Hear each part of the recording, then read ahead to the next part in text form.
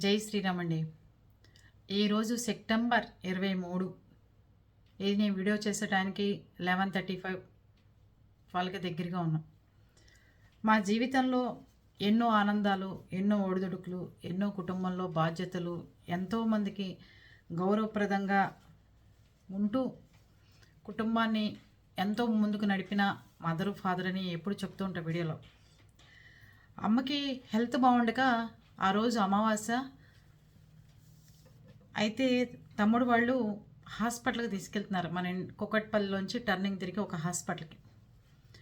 వెంటనే మా వాట్సాపుల్లోకి టకటక టకటక మెసేజ్లు ఒకేసారి మా నలుగురికి, మా సిస్టర్కి, పెద్దమ్ముడికి, చిన్న తమ్ముడికి, నాకు వచ్చినాయి. అంటే అమ్మని హాస్పిటల్కి తీసుకెళ్తున్నారు కదా, ఓన్లీ వామిటింగ్స్, మోషన్స్, డిహైడ్రేషన్ వల్ల వాటర్ పడక అమ్మ ఇబ్బంది పడుతోంది, పెద్దవాడి కదా సిలైన్లు పెట్టించుకుందామని చెప్పి తీసుకెళ్తున్నారు. సందు టర్నింగ్ తిరుగుతున్నారు, హాస్పిటల్కి ఇంకా వెళ్ళలేదు. ఎందుకు ప్రతిసారి మీకు ఇదే విషయాలు చెప్తూ ఉంటానంటే, ఎవరికి సహాయం చేసినా వాడు దుర్మార్గుడని ఒక్కసారి తెలిసినప్పుడు వాళ్ళని కట్ చేయడం, వాళ్ళని దూరం పెట్టడం ఖచ్చితంగా చేయండి. ఇది యూట్యూబ్లోకి వచ్చి ఫ్యామిలీ మ్యాటర్స్ చెప్పడం కాదు, సమాజంలో మనుషులు ఎంత దుర్మార్గంగా ఉన్నారు, ఎలా చంపాలని ప్రయత్నాలు చేస్తున్నారు, మనం మంచి చెప్తే వాళ్ళు ఎలా చెడుగా తీసుకుంటున్నారనే టాపిక్ మీద ఈ వీడియో. అర్థమైందా? సెప్టెంబర్ 23 మా జీవితాల్లో అమ్మ సరిగ్గా 5ంటికి తీసుకుని టర్నింగ్ అవుతుండగా ఇలాంటి మెసేజ్ ఒకటి వచ్చింది.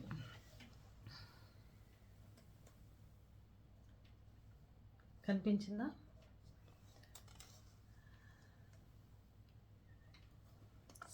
ఇలా చూపించాలా? సెప్టెంబర్ 23.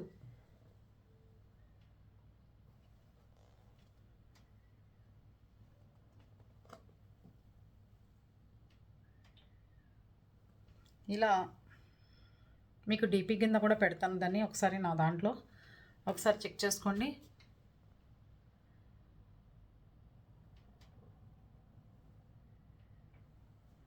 అది ఎలా చూపించినా నేను సెకండ్ తిరిగి ఉంటుంది. ఓకే, సెప్టెంబర్ 23ని ఇలా పిన్తో గుచ్చి మా బాబాయ్ కొడుకు, వాడి పేరు కూడా మీకు ఇక్కడే కనిపిస్తుంది,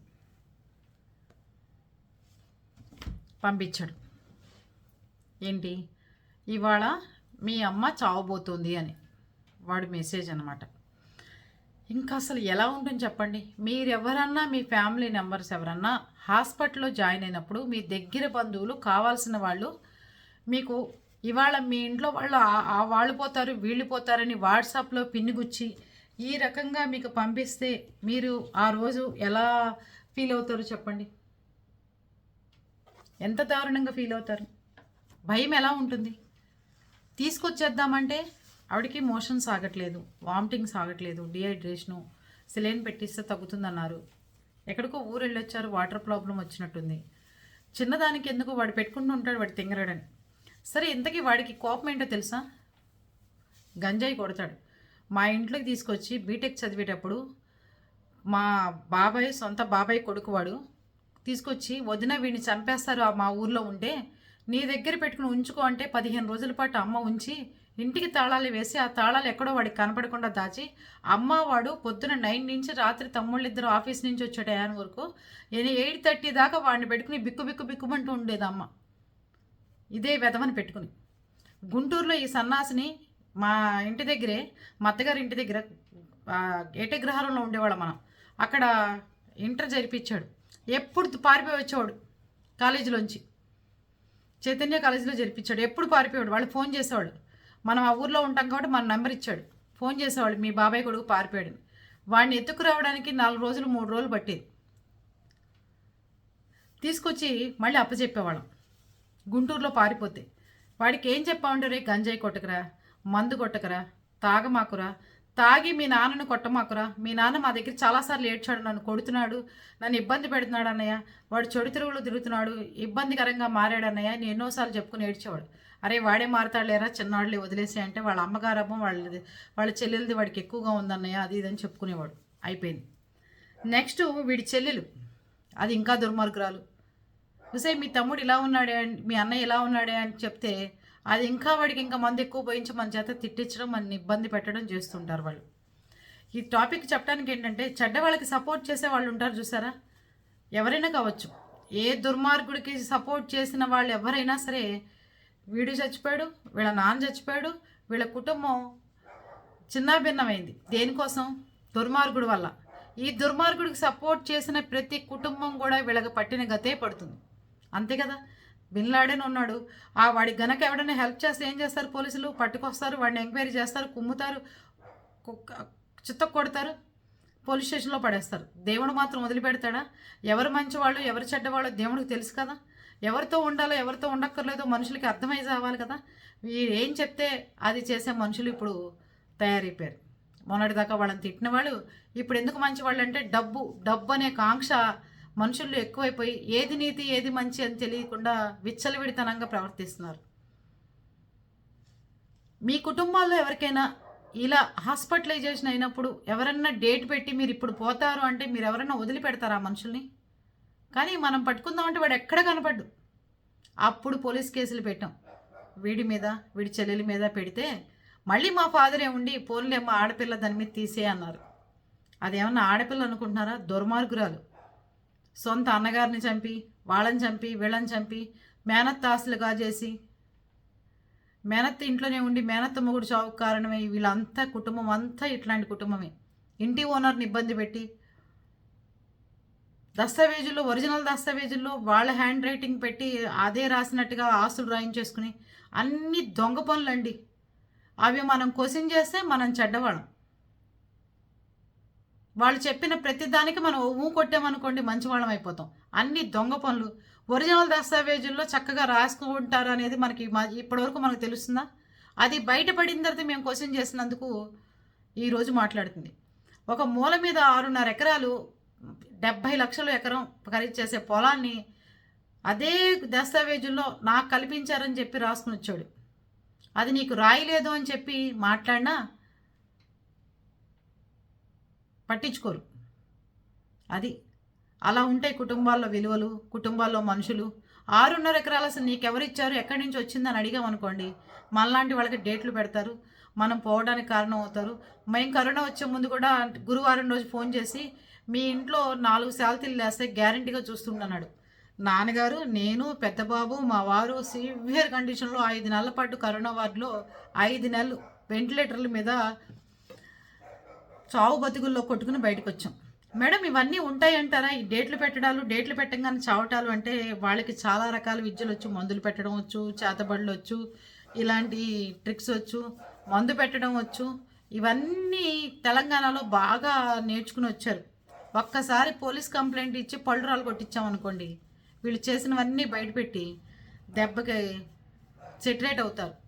అది చెయ్యికే ఇన్నాళ్ళు మట్టి వీళ్ళ ఆటలు వీళ్ళ చేష్టలు ఇవన్నీ ఎందుకు ఊరుకుంటున్నాం? పరుగు పోతుంది అంటే అమ్మే పోయిన తర్వాత పరువు ఏంటండి? నిన్న అమావాస్య రోజు పిఠాపురం వెళ్ళాం అమ్మది పెట్టడానికి. అప్పుడు చెప్పొచ్చాను, అమ్మా నిన్ను ఇబ్బంది పెట్టి నీ చావుకు కారణమైన వాళ్ళు హెల్ప్ చేస్తున్న కుటుంబాలు కానీ జీవితంలో ఎప్పటికీ పైకి రావమ్మా అని చెప్పాను నేను. ఒక్క మనిషిని గట్టిగా మాట్లాడటం కానీ, కించపరచడం కానీ, హేళన చేయటం కానీ, ఎగతాళి చేయటం కానీ, వాళ్ళ కుటుంబాలు ఇబ్బంది పడాలని కానీ ఏ రోజు కోరుకోలేదు అమ్మ. కానీ అమ్మ చావు కోరుకున్న కుటుంబం, ఆ కుటుంబానికి హెల్ప్ చేస్తున్న ఏ కుటుంబం అయినా సరే నాశనం అవుతుందమ్మా అని చెప్పొచ్చాను. ఇవన్నీ శాపనార్థాలు పెట్టడం కాదు. తల్లిదండ్రులు చనిపోతారు అంటే వాళ్ళు మనశ్శాంతిగా చనిపోవాలండి పోయేటప్పుడు. అంతేగాని ఒక కుటుంబం పెట్టిన చిత్రహింసలకి చనిపోవడం అంటే ఎంత బాధో ఎంత పెయినో మీరు అందరూ అర్థం చేసుకోండి. అంటే నేను ఇది మాట్లాడటం తప్పంటారా ఒప్పంటారా మీరు చెప్తే నేను వీడియో ఉంచాలో తీసేయాలో కూడా నిర్ణయించుకుంటా. ఈరోజు గడవటం చాలా కష్టంగా ఉంటుంది. ఈ సెప్టెంబర్ 23 తెలుసా, చాలా బాధాకరం. డబ్బు, ఆస్తి, పలుకుబడి, మంచి డాక్టర్సు, హైదరాబాద్లో ట్రీట్మెంటు, అవసరమైతే అమెరికా తీసుకెళ్ళి ట్రీట్మెంట్ ఇప్పించగలం. ఇదే ప్లేస్లో ఎవడన్నా మనకి డేట్లు పెడితే వాడి డేట్ ఆ రోజే ఫిక్స్ చేయగల కెపాసిటీ ఉంది. అయినా కూడా ఎక్కడ తప్పుడు అడిగేలా, అమ్మకు నచ్చని పని చేయలా.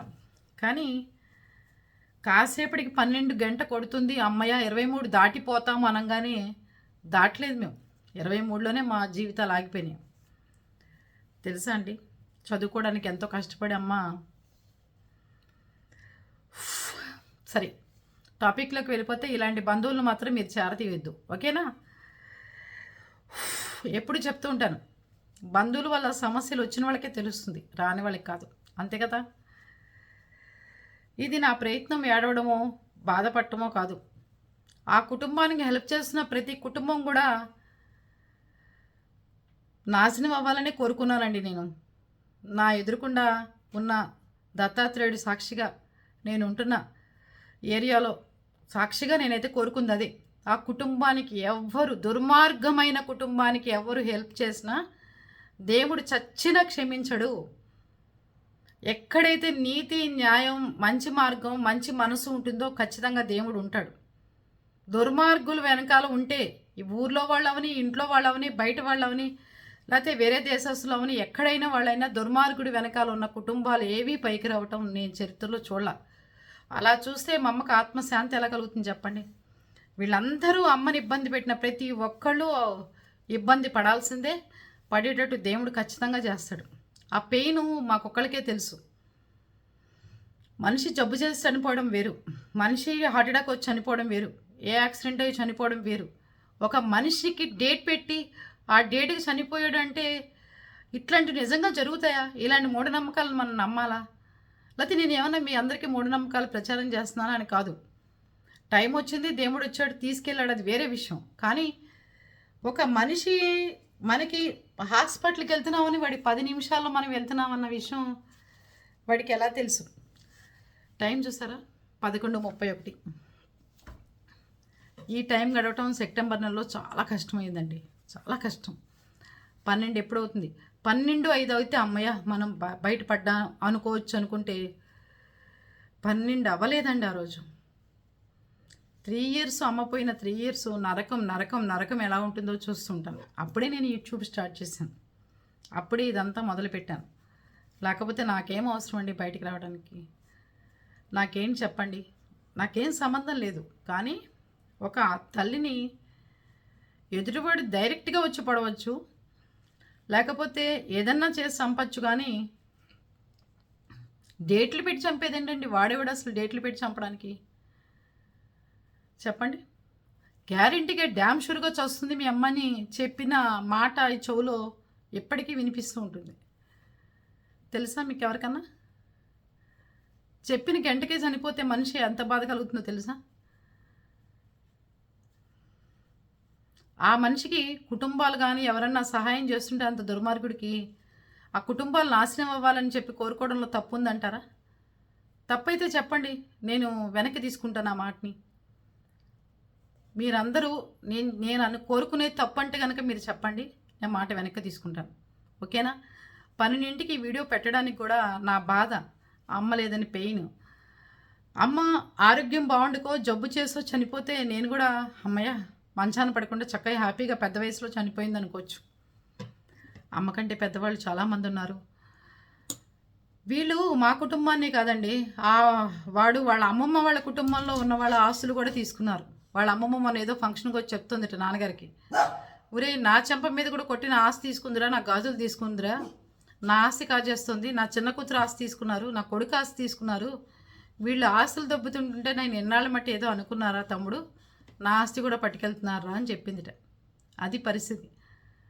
వాళ్ళ అమ్మేపు ఉన్న ఆస్తులు లాక్కుని, ఆ హుజురాబాద్లో ఉన్న ఇంటి ఓనర్ ఆస్తులు లాక్కుని, ఆఖరికి ఇంట్లో వాళ్ళ ఆస్తులు లాక్కుని ఇంకోళ్ళు ఎదుటి వాళ్ళు దుర్మార్గులుగా చిత్రీకరించడంలో పెద్ద మునగాళ్ళు వీళ్ళు.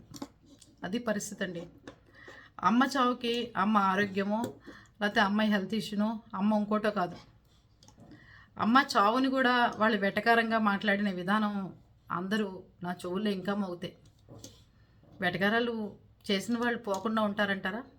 వెటకారాలు చేసిన ఫ్యామిలీ ఏమి ఇబ్బంది కలగకుండా ఉంటుందంటారా? నా విషయంలో నేను ఎంతటి తప్పునైనా క్షమిస్తా. కానీ ఏ మనిషి అయినా ఆరోగ్యం బాగుండక హాస్పిటల్లో ఉంటే మనం ఎంతో వెళ్ళి సర్వీస్ చేయాలని, మనం వాళ్ళు బయటికి రావాలని కూర్చుని వాళ్ళతో పాటు వాళ్ళకి డబ్బు సహాయం చేసి అవన్నీ చేస్తుంటాం.